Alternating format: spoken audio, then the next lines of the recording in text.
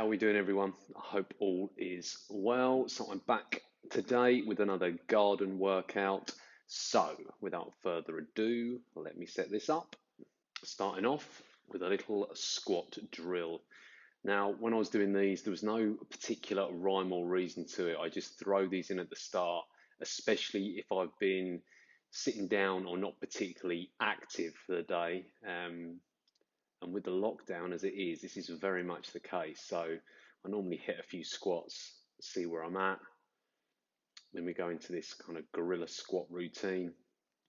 So not only are you getting a stretch in the hips at the bottom, you're getting a stretch in the back at the top. So just have a bit of a play with these, knock out a few, sit back a little bit lower, trying to keep the heels flat. And then as I sit down, I drag the shoulder blades down the back. Just pushing out against the knees, just open up the groin slightly. Again, reps wise, you can just have a bit of a play with it. Like you can kind of stick to 10 reps. You can do blocks of 5. You can do 15, 20 if you feel there's an area that needs a bit more attention. But the idea with this is you're just trying to warm up and get things moving. Like you're not trying to completely trash yourself before you come onto the main session. So even with this one here, just rocking back and forward, like sitting down into it there, and then just letting the back curve over slightly as I come forward. I've got some of these from there's a couple of people who I follow online that are worth a look. Tom Merrick is one guy who does like the bodyweight warrior stuff. So I've got a couple of these from him. And Ido Portal, who's like the Conor McGregor movement coach guy. He's got a few movements like this. Love this one. Tough, trying to pull that shoulder blade back. Nice stretch in the chest. Need a decent amount of balance. If you're tight or if you struggle to get that low, you can modify that slightly. You don't have to sit in as low. So the idea with squats, when people ask, how low should I squat? Should I go below 90 degrees? The answer is yes, you should if you can and you can do it comfortably. And you've got no kind of pre-existing injuries or conditions that would stop you from doing so. So again, I've been doing a fair few of these at the moment, so they actually don't look too bad. So we're starting with legs for the bulk of the session. So we're doing Bulgarian split squats. This one, again, if you've been sitting down a lot, so people who I train with in the gym, I'll use these quite a lot because the stretch in the back leg is almost as hard as the weight or like the lifting leg, like the one in front. So I'm switching now to the right leg forward. So as I do these next reps, the right leg is where the weight is, hence the leaning forward, just almost deliberately trying to keep the weight over that. But the left leg or the left hip flexor, to be precise, is getting stretched, especially in that bottom point. And if it's, again, depends on how you're made up, depends on how tight you are, but it can be incredibly uncomfortable. So if you have to keep a little bend in it or lean forward slightly, then do it. Pairing lower body with upper body, so just moving on to press ups, going fairly narrow with the hands there, or kind of back shoulder width, keeping the elbows tucked, getting a nice squeeze in the shoulder blades on the way down, trying to keep the body nice and rigid. Good one for the core, this as well, alongside, or just getting that alignment. Next one out the box, single leg hip thrusts. Now, ideally, I'd be using something slightly higher than the stool from our patio furniture set, but needs must and all. So doing these without weight. So in the gym, obviously hip thrusts, you can stick a barbell across your hips to load it. Haven't got that at home, so I'll do single leg ones instead to make it slightly more challenging. I'm having to put my arms out with that one to stabilize myself because that bench is not particularly stable. It was moving around a little bit. Squeezing the glutes at the top, keeping the chin tucked. Really good one for the glutes, that. Single arm row.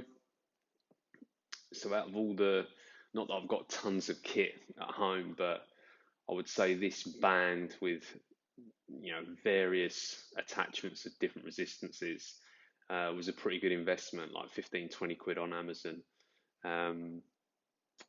Because it's hard one thing that's really tough to do at home is heavy rowing movements. So I've got like the thickest band on there, and I've grabbing both handles to get a little bit more resistance. And it's not, again, it's not, would you get a better workout in the gym? Yeah, you would, because you'd be able to pick the exact weight, but it's still serving a purpose while the gyms aren't open. And actually, even if you're not a massive fan of the gym and you just want to get some work done at home, it's a decent option. Staying with the single leg theme, so these are broom handle good mornings, or that kind of RDL patterning. Really good one for the hamstring, like putting it on stretch. And actually, considering I haven't done these for a long time, my alignment's not too bad there in the back, keeping the chest up. So you're basically not trying to round over, you're trying to hinge at the hip. Here comes the OCD, it has to turn the broom handle round. And then onto the left, not quite as sturdy on the left hand side. A little bit more tentative.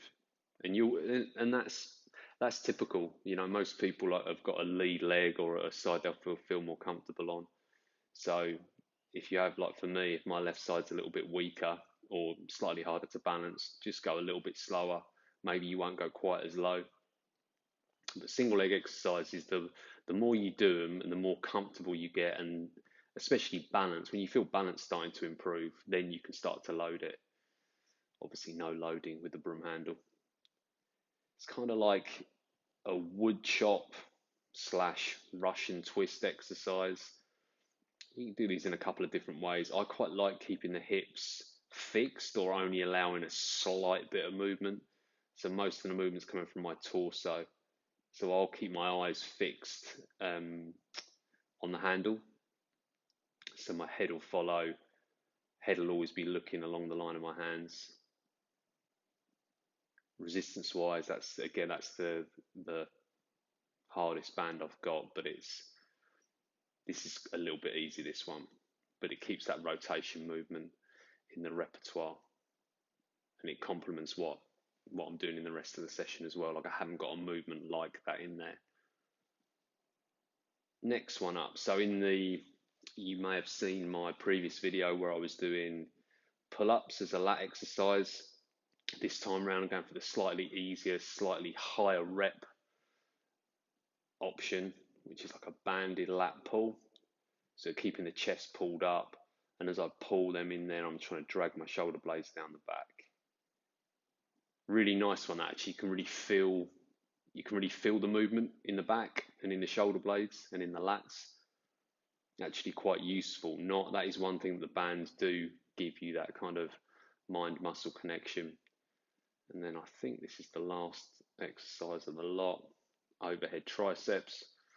Again, I really like press ups and different press up variations, and I've done a couple of different ones this week. But if I want to do a bit of isolation work, again, I can lean on the bands and just do this overhead. Good little finisher. Awkward as hell to set up. So I've got the band is hooked over the opposite foot, and I'll put it behind me slightly. That felt the most comfortable way of doing it, but I might have a little bit of a play with that. But as a single arm tricep option, it's pretty good. You could always do like a kick back and hook it up to the pergola. That's your lot. Right, if you have any questions of any of those movements, please feel free to drop us a message, and I will endeavour to get another video out at some point in the next couple of days. Enjoy the rest of your day. Take it easy. Bye bye.